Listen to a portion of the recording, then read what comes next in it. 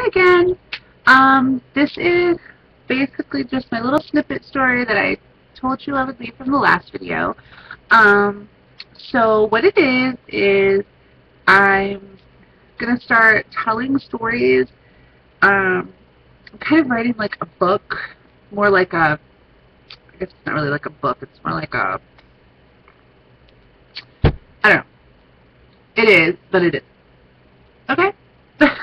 So, anyways, the gist of it goes like this.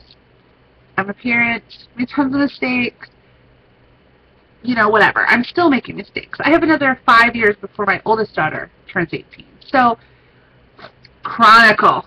That's what it is. It's chronicle.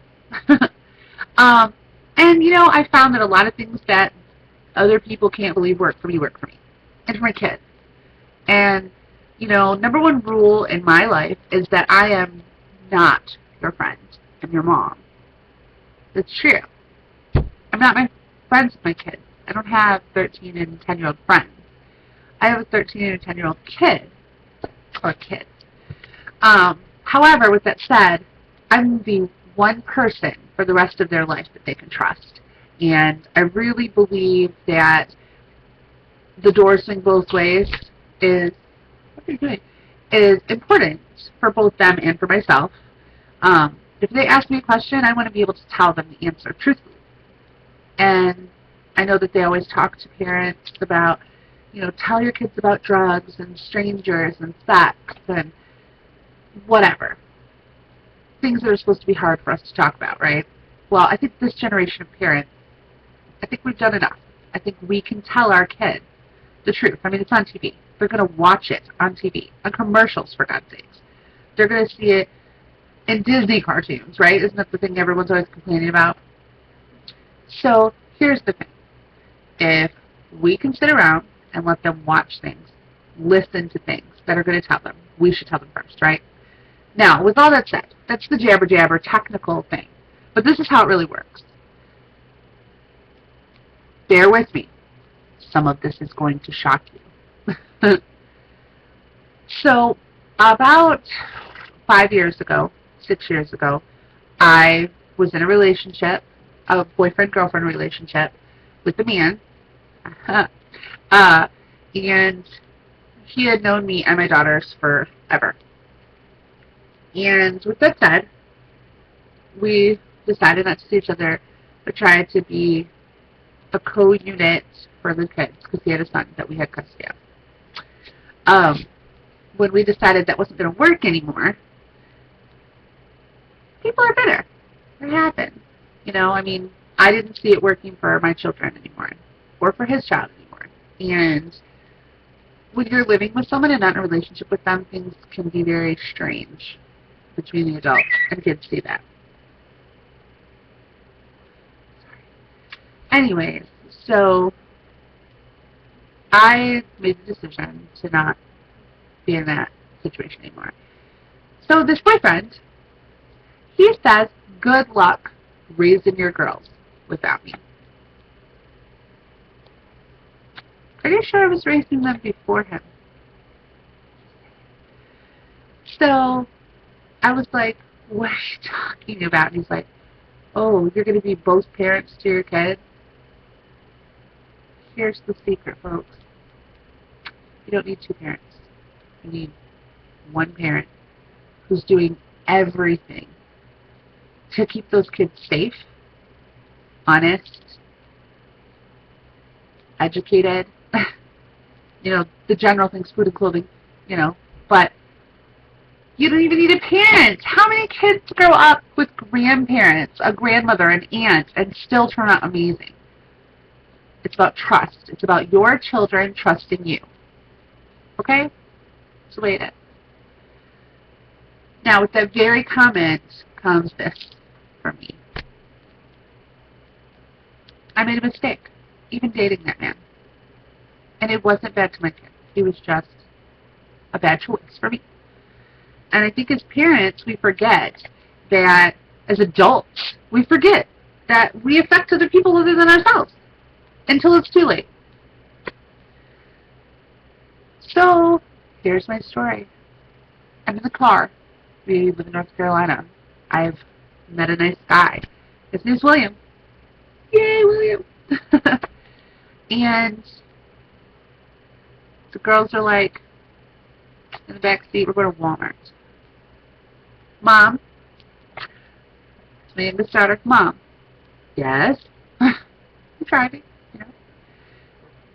So, if things don't work out with William, I want you to promise that you're not going to get another boyfriend. Now, I've only had 2 boyfriends their whole lives. Okay. No, I'm serious. I'm serious, she said. You have to promise that you're not going to get another boyfriend if it doesn't work out between you and William until we move out of your house. Are you kidding me? That's what I'm thinking. Are you kidding me? But I'm driving, so I have a little bit of time to think, because, you know, you're trying to concentrate on the road and whatnot. And I thought, you know what? Why would she even say that?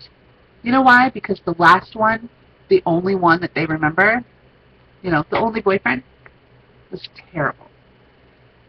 We had a terrible breakup. He doesn't even speak to the children that he has known all this time. My point, you know, I'm an adult.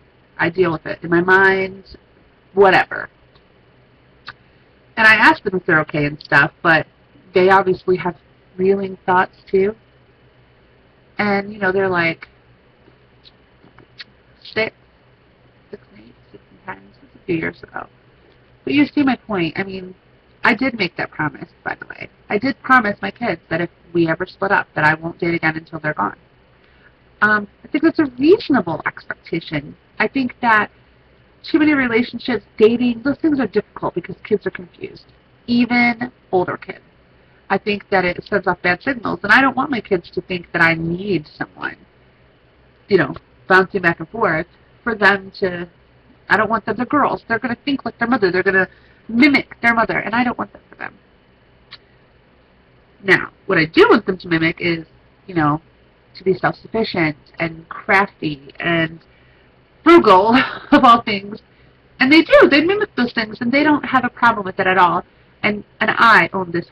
This is my house. This isn't William's house. We live here together, but that way, excuse me. So sorry. That way, if anything happens, we don't have to move again. We don't have to do anything different than what we're doing, except for he wouldn't be here. Excuse me. And you know what? He understood. So I think I made a good choice, and they love him, and they call him William, and that's fine with me. And we have good times, and I'm still their mother. And my oldest daughter, we're driving down the car, and she's telling me about this book she's read, and she's so excited, and we're always in the car, obviously. And she's just telling me, and I'm like telling her, oh, I remember, you know, about the book and about something else to do with, you know, that type of situation. She's like, you know what, Mom, you're the only one who understands me. Oh, best thing ever heard. Better than I love you. You know why? Because your kids are going to love you even if they hate you.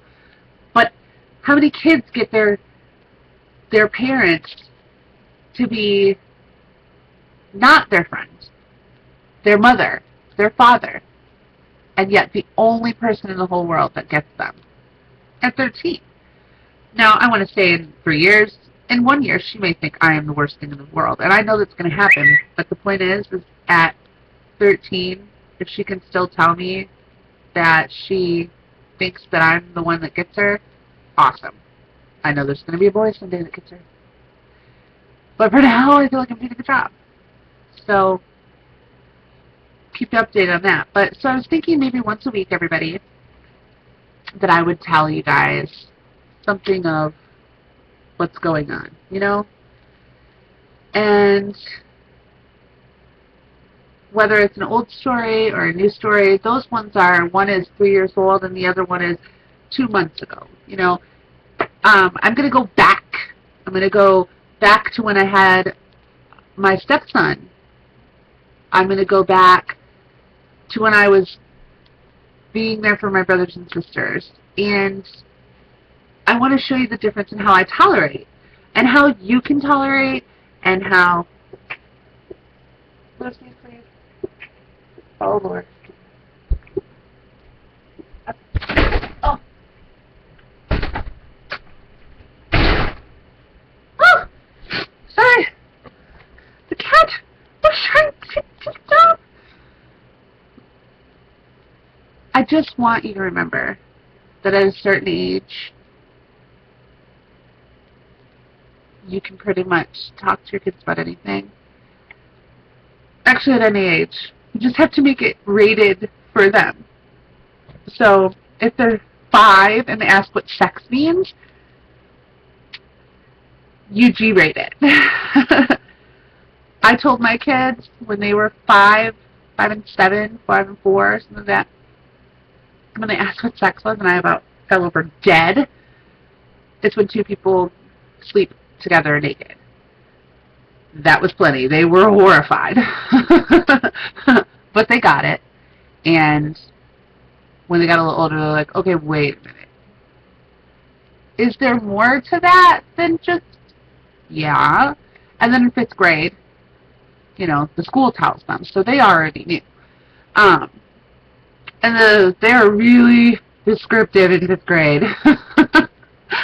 I'm sorry, this long video. I just thought I'd give you guys an idea. Happy homesteading.